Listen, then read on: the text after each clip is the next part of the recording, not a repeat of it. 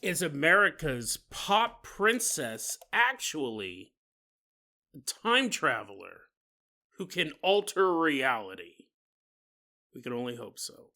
And then we travel to the Soviet Union to take a look at a bizarre and brutal mystery. Who is the man stalking the woods, looking for victims? But authorities wonder, is it a man or a creature from the darkest parts of the universe? Today on Dead Rabbit Radio.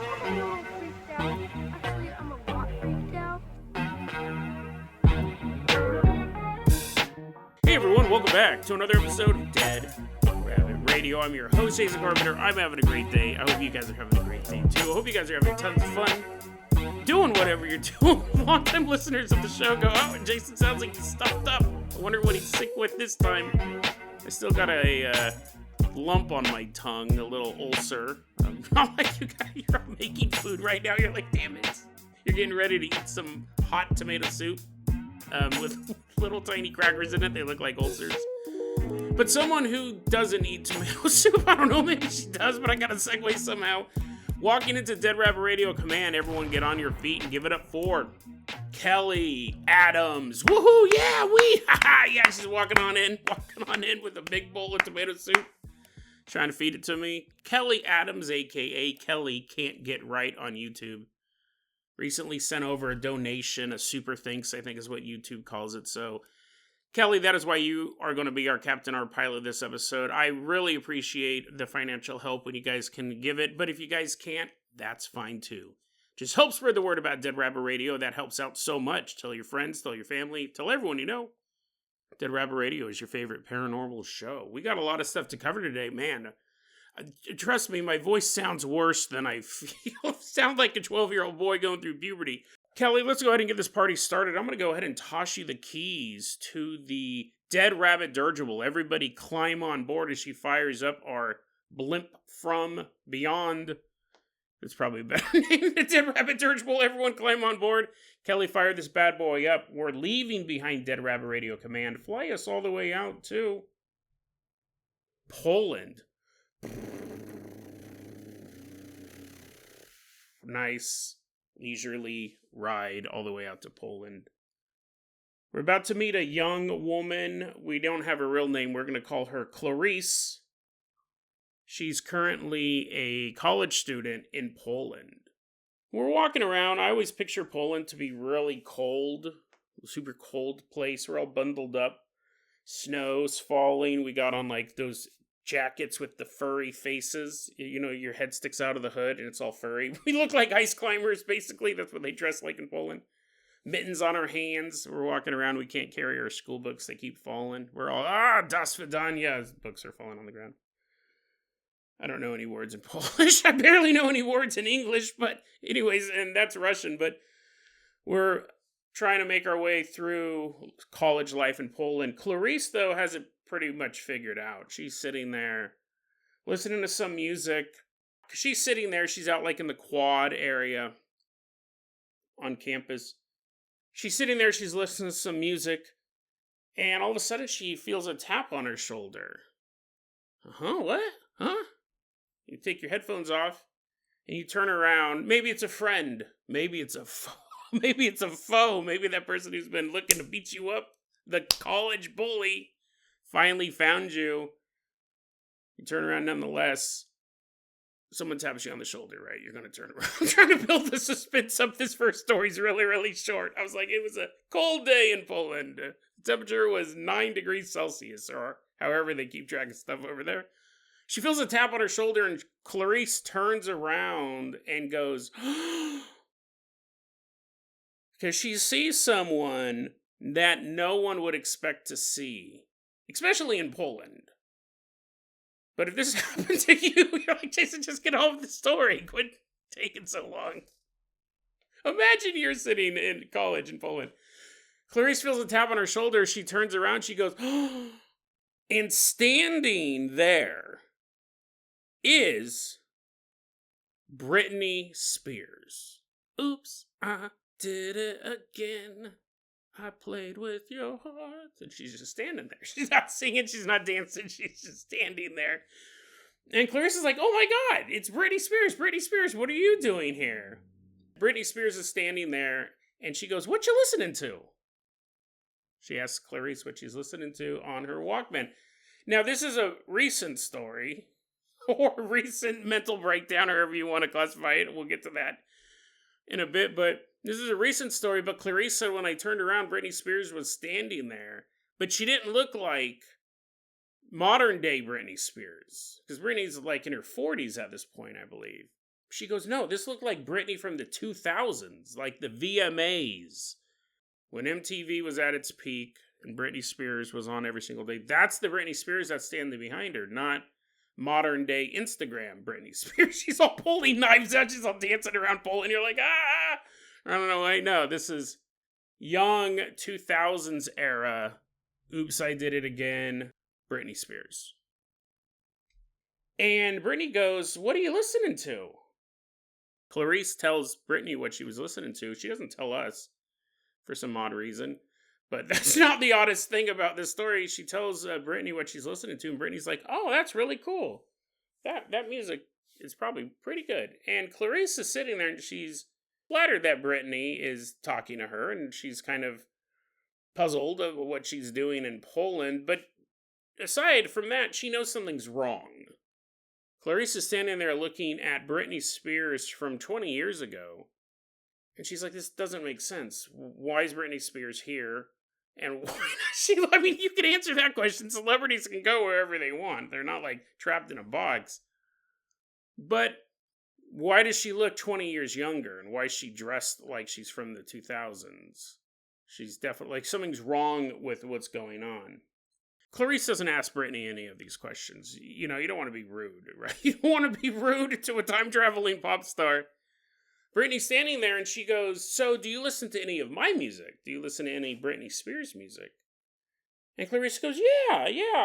There's a lot of your songs that I really, really like. Like, I like Gimme More, I like Toxic, Womanizer. That's a really good one. Circus, really like that song. And Clarice is kind of naming these songs off, and as she's doing it, she starts to see this look of confusion come across Britney Spears' face.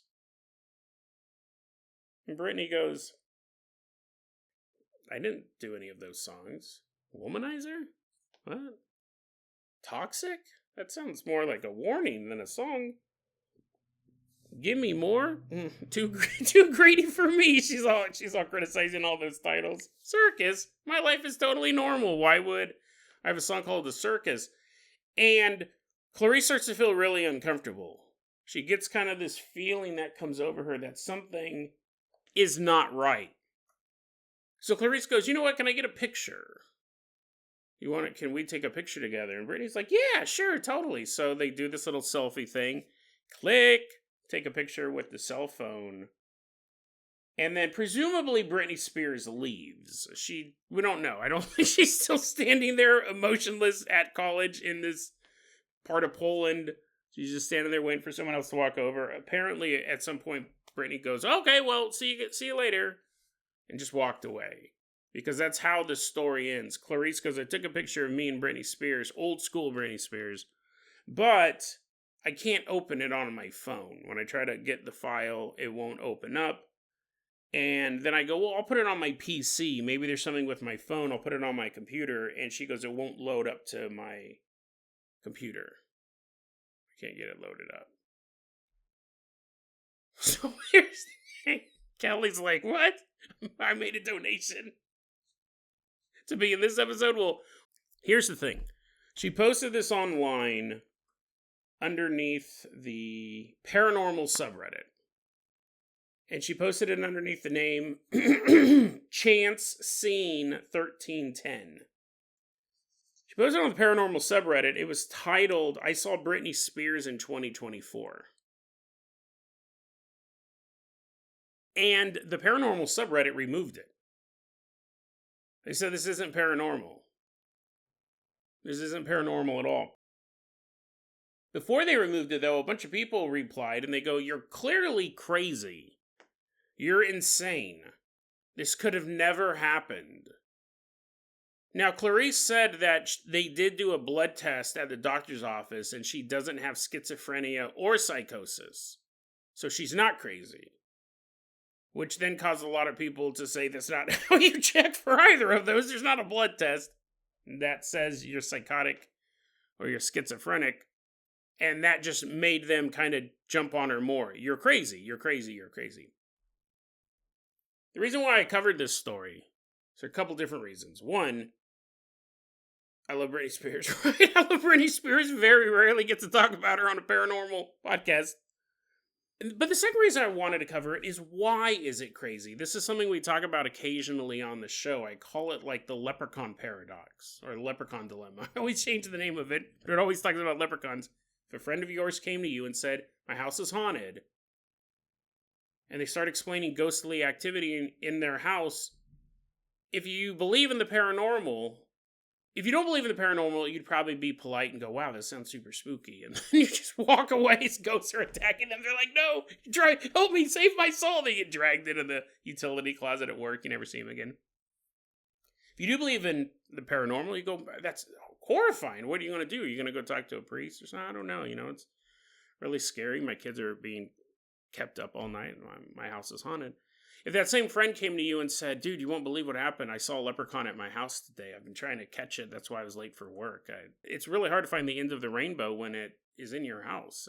But maybe when I get off work, I'll set a leprechaun trap or two. You'd be like, this person's nuts. Whether or not you believe in the paranormal, even though ghosts and leprechauns both exist in that realm of the paranormal, you would go, this person's nuts. My coworker thinks there's a leprechaun at their house and that if they catch them, they can get 3 wishes and a pot of gold. And that's where this fits in as well.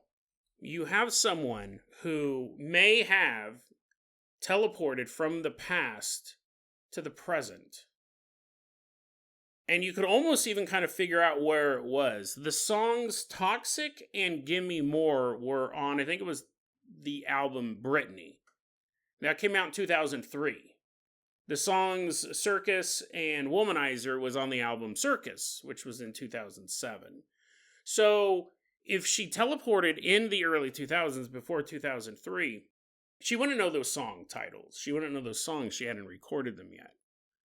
So why couldn't you have, within the realm of the paranormal, this is possible? And then what I find so interesting is, because it's goofy, right? When you think about it, Britney Spears, first off, there's just a general distaste for Britney Spears in pop culture.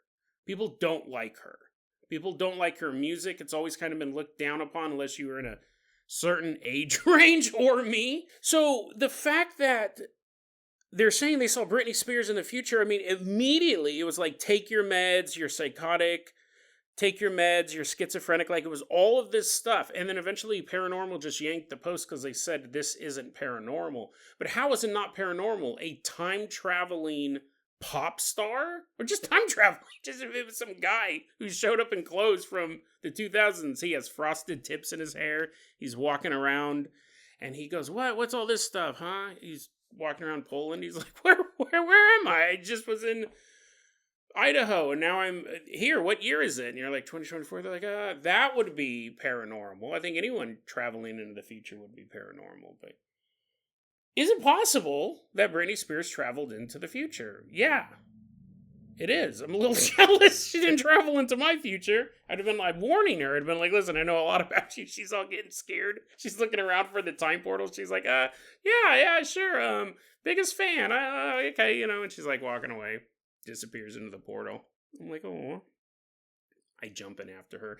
Actually, imagine me with all of my knowledge, which isn't a lot, right? I can't pronounce the word orangutan, but I go back to the year 2002 with her. I'm like jumping through the portal. She's like, she's all freaking out. Security guards beat me up. And they're like, no.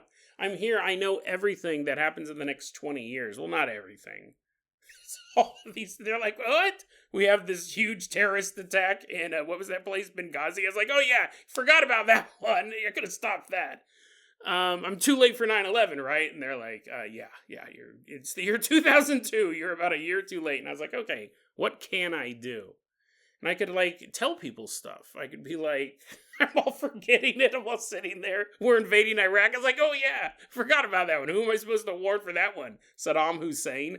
I guess I could tell people where Osama bin Laden was, but I don't even I'm like, he's in Pakistan. They're like, what? That's a huge country, bro. Where? I was like, I don't know, somewhere, some building out there. You'll find him. And if I went back in time and I told people I was following Britney Spears and I jumped through a time portal and I've been trapped in this other timeline ever since, people would be like, that's not paranormal. Because Britney Spears is involved. I think this story is so paranormal, honestly. Time traveling pop star, but it's so interesting how people will instantly dismiss stuff. They're like, that's not paranormal, and not only is it not paranormal, we're not even going to allow you to discuss it. I see that happen in the internet all the time. Individually, you can say, that's not paranormal. I don't believe in that, but we should still be allowed to discuss it. I saved this. I archived this post. So for posterity's sake, it is saved. Maybe it'll end up on an iceberg someday. Maybe she did teleport. Who knows? The world of the weird is truly weird. I don't think we should just dismiss it out of hand because it involves Britney Spears. Kelly Adams, let's go ahead and toss you the keys to the world famous Carpenter copter. We are leaving behind Poland. We're waving goodbye to Britney Spears. Fly us all the way out to Kyrgyzstan.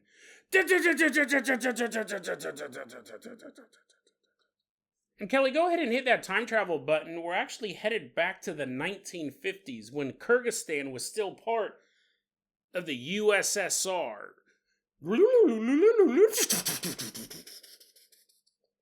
Flying through a time portal of our own. Headed back to the 1950s. Today, the place is known as Bishkek, Kyrgyzstan, but at the time, this town was known as Frunze. Frunze. It was part of the USSR at this time. And we see a guy, a young man, very polite. Everyone in town loved this guy. Well, almost everybody. There's a guy named Viktor Selikhov. And he's out there and he's chopping down trees. And his dad's like, keep on chopping, Victor. Keep on chopping. And he's like, timber. When a tree falls down and dad's like, yay. And the people in town are like, Victor's such a polite young man. Like, he's so hardworking. He's such a great dude. He is going to be a great catch for some young lady one of these days. And he's like, thanks, guys. Anyone else have Cheech? The whole city is deforested. He's like, I'm such a hard worker. I destroyed the environment. He's such a good boy. He doesn't drink. He's sober all of the time. Probably a good combination when you're axe wielding. I don't know exactly what his job was, but unfortunately, we do find that whatever he does, he likes to involve axes. He's also a pretty good accordion player. So they'll be like, hey, you know what, guys? We have this beautiful night in Frunze. The suns are high in the sky. Our sons are with us right now. The daughters are like, what about us? They're like, yeah, whatever. You know what we need is some music around the town bonfire. And Victor comes out and he's all... People are like, oh, I forgot how bad an accordion sounds. They all get up and immediately leave.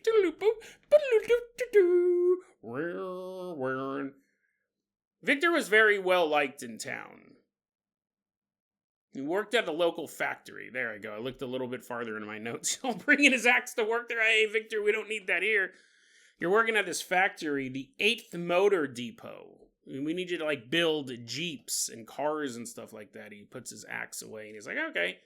He's putting lug nuts on, adjusting wheels. And they're like, Victor's a really good employee. He shows up all the time. He's not drunk. All the other employees are driving the cars around the depot, crashing into each other. He's such a good guy. Now, he had a roommate named Tanya, and he fell in love with her.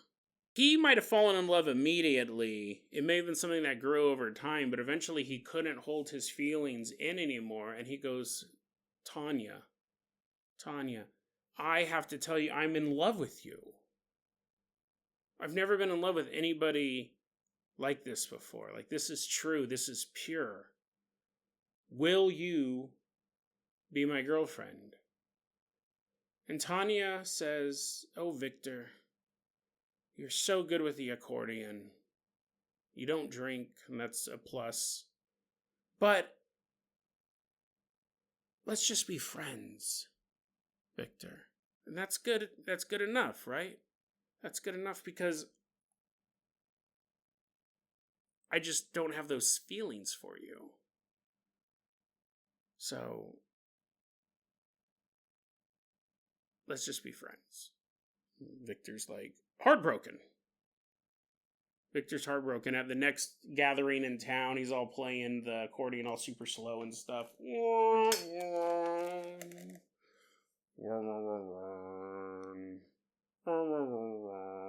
they're like, oh man, Viktor sounds like he got his heart broken. He's just walking around all sad. We've all been there. Sucks. Tanya eventually meets another man and marries him. And Viktor's crushed. You know, he always thought that maybe Tanya would come around. He's standing outside of the window with the accordion. It's not a great way to woo a woman in any time period. No, it's not going to work. He starts writing letters to her after she got married, confessing his love, professing his love. He's like, Tanya, you don't understand. Like, please be with me. I'm a good man. I'm actually a better man than your husband is. Give me another chance. Sincerely, Viktor Selikhov. And he licks the envelope, mails it off to her. Short time later, Dear Tanya, I don't know if you got my last letter, but just in case you didn't, let me tell you how much I love you. Let me tell you what a great catch I am. And he's writing these letters off. He actually believes that him and Tanya are destined to be together. Well, one day he finds out that Tanya is getting a divorce. Tanya is now a single mother. And Viktor goes, oh, this is perfect. I mean, it's not so great for her and the kid in the short term, but I will woo her. I will finally have her heart. So he approaches Tanya again and he goes, listen, I'm sorry to hear that you got a divorce. And the world is going to be a hard place raising a kid all on your own. So even though you turned me down before, I want to let you know that I am willing to marry you. I'm willing to marry a divorced mother. I will do whatever it takes to make sure that you and your child will be happy and successful and taken care of. I'm responsible. I'm a good man. And I'll be a great father and a great husband. Tanya, please. Give me a chance. We belong together. Tanya says no. This story started in the 1950s. And at this point, we're in the year 1962. So it was over a course of several years that he was trying to initially woo Tanya, and then she said no, got married, had a kid, divorce, all that stuff. But now we're in the year 1962. Franz had a forested area just outside of town. There's like a park, like a big forested park. People go for hikes, walk around, enjoy nature. There's a place that you could go and feel safe. It was still part of the city in a sense. It was still close enough to civilization, but you got to enjoy the beauty of the natural world. One day in 1962, the police get a report that there's been an attack in this park. A young girl was raped. And the police begin investigating this, and they talk to the girl, and she goes, I was out in the park, like I've done so many times before, and all of a sudden, this wild man appeared. He came out of nowhere. He was wearing no shoes or shirt. He was bare-chested. He was frenzied with a wreath on his head.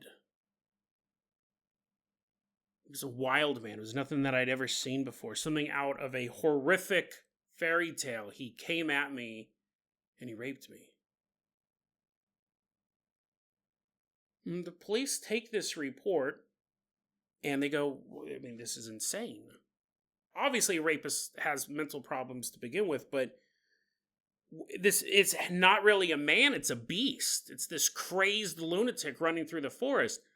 So they start to look into this, and the thing is that they're looking for a psychopath who's running around with no shoes or shirt wearing a wreath. But when they look at their suspects in town, they just see workers, fathers, sons, people who are fairly responsible members of society. Of course, you're going to have your layabouts. Of course, you're going to have your common criminals, but no one who would match this description. A man who could not contain his fury. And throughout the year 1962, they get more and more of these reports. These girls walking through this area are attacked by a wild man wearing no shoes, no shirt, with a little wreath. And he'd rape them. December 1963. The police have no leads. They don't know what's going on. But this time when they get a call to go out to the woods, the call is, officers, there's a body. There's a body in the woods.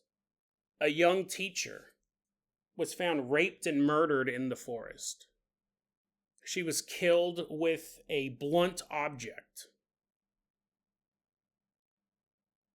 That's all they really had to go off of. I'm sure they figured it was the same suspect, this wild man, but now we've seen a clear escalation in the attacks. April 1964, and a month later, May 1964, on two separate occasions a month apart, a woman was attacked by the wild man, who at this point, townspeople and police alike start to call the naked demon. Because no man would act like this. No man would run through the forest barely clothed, attacking women. And he's been doing it now for around 2 years, but now it's escalated.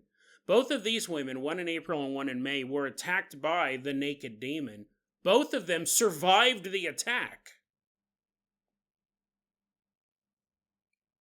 But they did tell the police officers, yeah, it was this guy. He came out. He wasn't wearing a shirt. He wasn't wearing shoes, nothing like that. He had his little wreath around his head, and he was clubbing us. He was trying to kill us. And both of them got away. Later, in the month of May 1964, in a grove in this forested park, another body of a woman is found. Raped and murdered, killed with a blunt object. The police, they're not making any headway in these crimes. They can't figure out who's doing this. They're looking for any motive. Now, nowadays, we would say the motive is the sex crime. This guy's some sort of sexual lunatic. He's a rapist. He's a serial killer.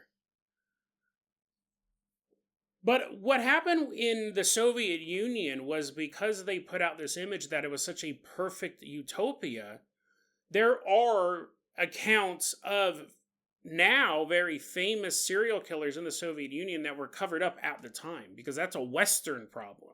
That's a problem of decadence, of capitalism, a society that is so sick that it's devouring itself, and that is what causes a serial killer. But we do have these serial killers in the Soviet Union as well. Unfortunately, they're everywhere. So when the police are looking at all this stuff, they're trying to find a reason why it could be.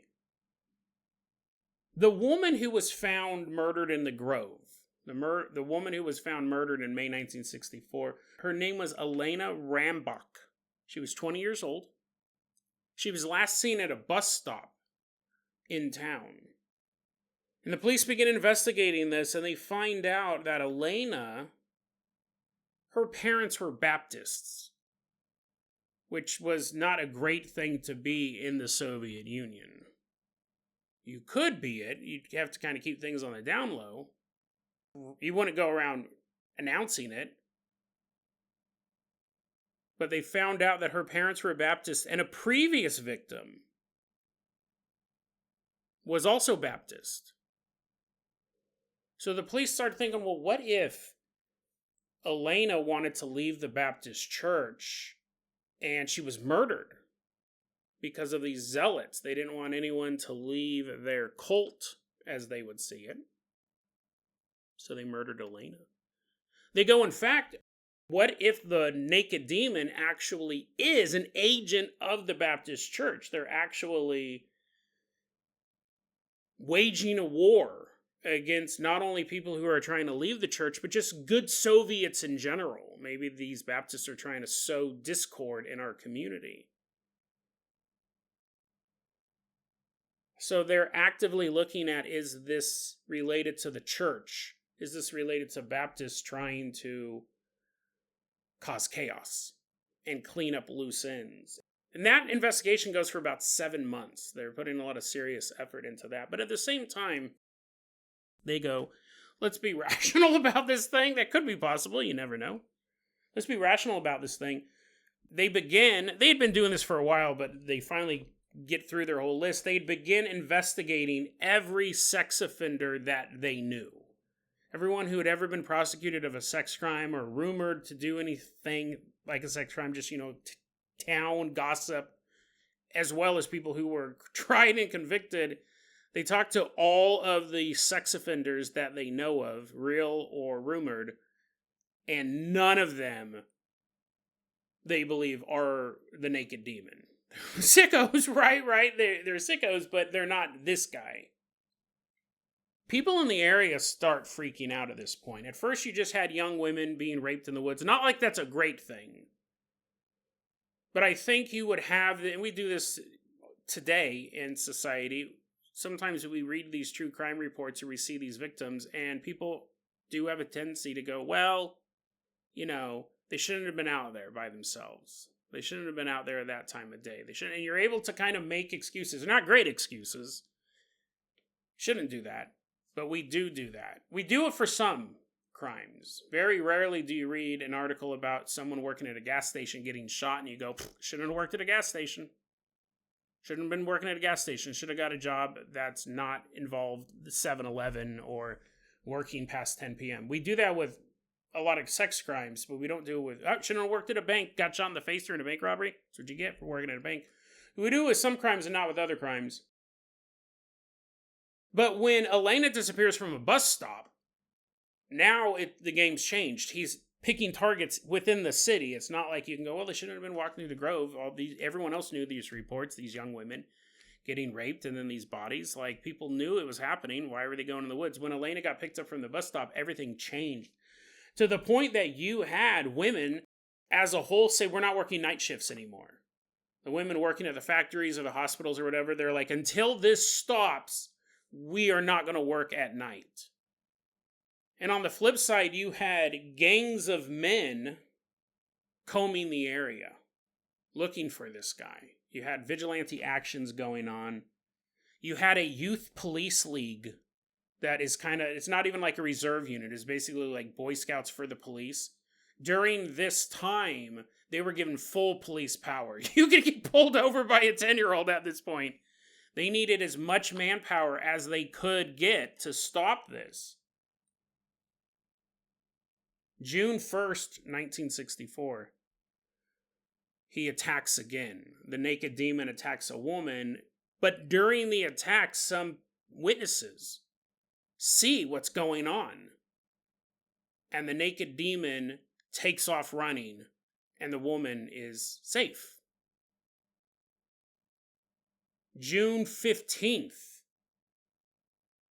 1964, 2 weeks later, in a very bold attack. This is the first time he's done this. He attacked 2 people at once. He was always attacking the lone victim. There was a young married couple. He ends up knocking out the husband and drags the wife away, where he proceeds to rape and murder her. People are out in force to stop the chaos, to stop the madness, to stop the naked demon. And at one point, there are 3 youth police patrolling this area. And I don't know how big the forested region was at the time. I don't know if he's really getting the city at this point. But there's definitely a huge effort to catch him. There's been an effort for a while, but now basically the entire city is mobilized against him. There were 3 youth police patrolling this area, and the naked demon attacks them. Escalating once again from 2 victims to now 3. He attacks these 3 young police officers. They're like their reserve unit. They're like the Boy Scouts of the police. And these 3 kids beat him up. They take him on. And the naked demon runs off. But leaves behind his weapon. They knew that he was killing women with blunt force trauma. And they're laying on the ground after this scuffle. The Youth Police League, they find there on the ground an axe. He'd been using the blunt end of the axe to just bash these women's heads in. Police are like, okay, this is something. This is something. Where did this axe come from? The police take the axe and they start going all around town. And they're showing it to people. Do you know who owns this axe? And people are like, no, kind of looks like an axe. But I don't know who owns that particular axe. Okay, and they go to the next house. They're going all around, showing this axe to people. No one can recognize it. Now, it's interesting to note, right? This isn't a Home Depot axe. Now you can go to Home Depot or Ace Hardware and you can buy an axe. It's probably been made in China. Mass-produced, 1,000 a day. Back in 1950s, 1960s Soviet Union, they're mass-producing axes, but not that amount. They're still probably fairly local. They're taking this axe around, they're showing it to people, they got no leads, and then finally they knock on the door and they're talking to someone and they're like, hey, yeah, we think that this axe is related to all of those murders that have been going on. Do you know who owns this axe? And the guy goes, I know who owns that axe. I've seen that axe before. I can tell you exactly where that axe comes from. The Selikhov household. That's the father's axe. From the Selikhov household. And police are like, this is our first real lead. They were just casting out nets this whole time. So they begin to ask questions specifically about the Selikhov household. Talking to neighbors, saying, what can you tell us about this household? Oh, it's a really nice family. Really good family, hard worker. They have the son named Viktor. He's a really nice guy, works at the factory. Comes from a good family. Family's good. And I'm like, oh, okay. Viktor, he's a young guy. Yeah, he's a young guy, Just hangs out, doesn't drink. About as decent as a person can get. Okay. But one thing that people would say when they would talk about Viktor and they'd say what a nice guy he was, they go, it is interesting though, now that I'm thinking about it, now that you're holding an axe, and I'm talking to the police. He doesn't seem to be gone at night very often. He doesn't seem to do a lot of stuff at home at night. He leaves the house. They go, does he go to the bar? No, he doesn't drink. He just kind of leaves the house late at night. At that point, the neighbor's like, oh, they're putting two and two together. They're like, should I lock my doors? Should I be worried? Cops are like, just asking questions. Police, because again, the Soviet Union, right? They don't have the Constitution. They don't have, you need a warrant or anything like that. It's the Soviet police. They end up going to the Selikhov household. Viktor wasn't there at the time, but they go into the house and they find in the household a couple different watches that they believe were taken from victims. And they also find clothing that they know was taken from some of the victims. So they go, this must be the guy. Where's Viktor at now? This has to be him. We have to arrest this guy. So they begin searching. They now know that this is the guy. They found evidence in his home. They know he's gone often at night. They're walking around. Police basically put out a dragnet for him. When they finally locate him, he's at the local market. And he's shopping for a new axe. And they're like, okay, this has to be the guy, right? What are the chances of him having the watches, having the clothing? He loses his axe. And here we see him. He's looking at axes. This has to be the dude. And they arrest him. They pull him right out of the market. Viktor, you're under arrest for multiple murders, multiple rapes. You don't have the right to remain silent. There's no Miranda warnings in the Soviet Union. You're coming with us. He confesses. He says, yeah, I did it. I did it all. He was charged with 3 murders, 10 rapes, and 17 attempted rapes.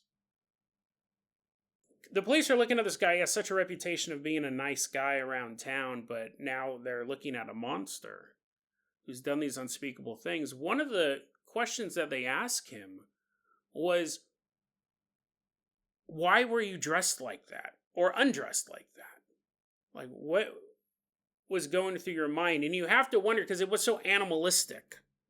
Just to run through the forest without shoes is dumb.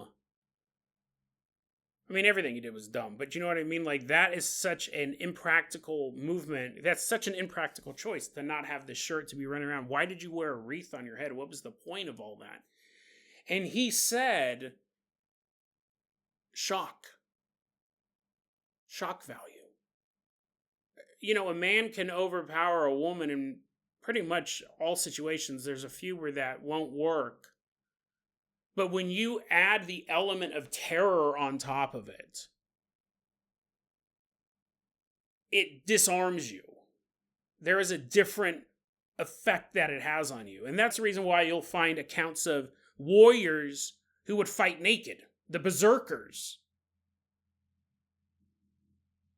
Because it's one thing to see a heavily armored opponent coming at you and you think, okay, this guy is decked out in this armor, but I know how to penetrate it. I know I've been trained on how to fight a guy wearing chainmail. I've been trained how to fight a guy with a shield. But when you see 50 naked men running towards you, you go, those aren't men.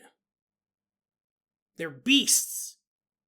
I don't know how to fight wild animals. I wasn't trained to fight maniacs. And it takes a little bit of that fight away from you. Psychological warfare. And he said, that's why I dressed the way I did. I looked like a wild man. I terrified them into submission before I even laid a hand on them. He was arrested in 1964. He was convicted and executed in 1965.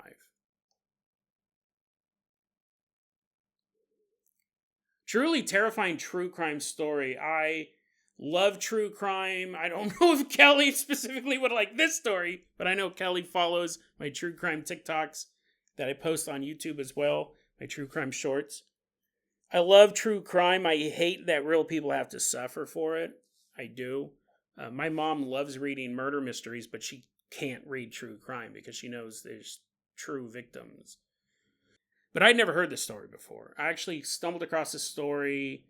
I think it was posted on there's a subreddit called Creepy Wikipedia. I think that's where I found this one. I'm not entirely for sure. I didn't know the story existed, so I'm going to give a shout out to the person who posted it online. Slinks Lowdown posted this. Crazy stuff. There's a very famous Russian serial killer. He was a cannibal, if I remember correctly. He's so famous that if you just type in Russian serial killer, the name pops up. Andrei Chikatilo. And he was the Rostov Ripper. He was a guy who I was really talking about when the Soviet Union was like, nah, this isn't real. Because serial killers are something from the West. We don't have them. And what happened was it really hampered the investigation. They did not believe that someone could actually be doing these things. And that was actually later than the story I just told about Viktor. He began murdering people, at least 52 victims, between 1978 and 1990. Crazy, crazy story. When a society believes that it can't happen to them, what happens is maybe they're right. But if they're wrong, it's going to be even more disastrous. You have to start figuring this out as soon as possible and saving these lives. In this story, the police was looking into these rapes early on, but it really wasn't until the woman was murdered at the bus stop. It wasn't until Elena died and it seemed that she was kidnapped from town that it really kicked it into high gear. Even after the rapes and the murders, the police were trying to figure it out. But the real final push to go, we need to find all the sex offenders in town, came after Elena. They would check here and there, but the police were doing the best that they could, but there wasn't that full throttle effect when you had multiple rapes in this area. So you have to believe that the worst can happen so you can be prepared for it, so you can be prepared to fight it. The story of Viktor, it starts off so relatable. We've all had our hearts broken. We've all professed our love to someone and they turned their back to us.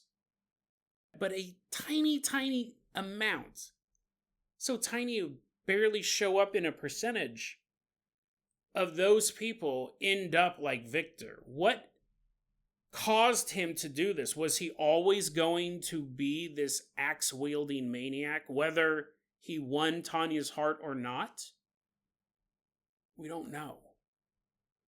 We could say, yeah, sure. Because if you're going to this extreme, no matter what he had in life, whether he was gifted with all of the great joys, or if he struggled every day just to find a connection with other people, he would have done this anyway. But we don't know. We don't know. Some people can be pushed to the brink and then they just leap off.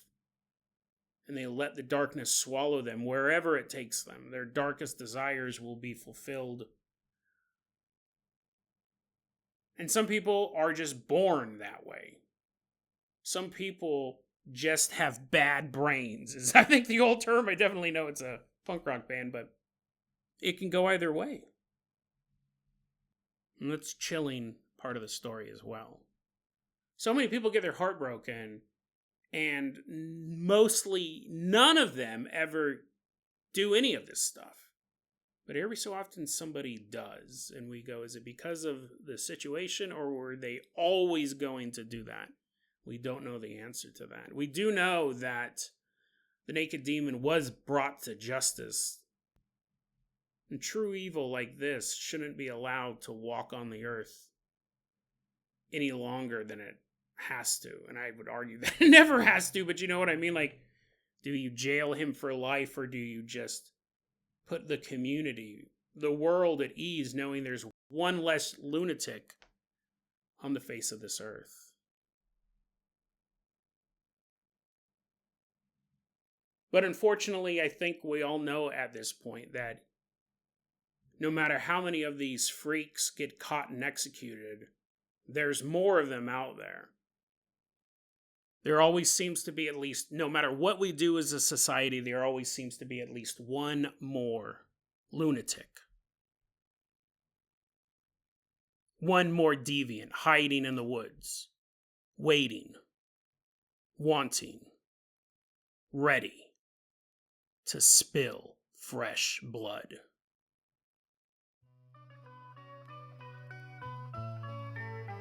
DeadRabbitRadio@gmail.com is going to be our email address. You can also hit us up at Facebook.com/DeadRabbitRadio. TikTok is at DeadRabbitRadio. Dead Rabbit Radio is the daily paranormal, conspiracy, and true crime podcast. You don't have to listen to it every day, but I'm so glad you listened to it today. Have a great one.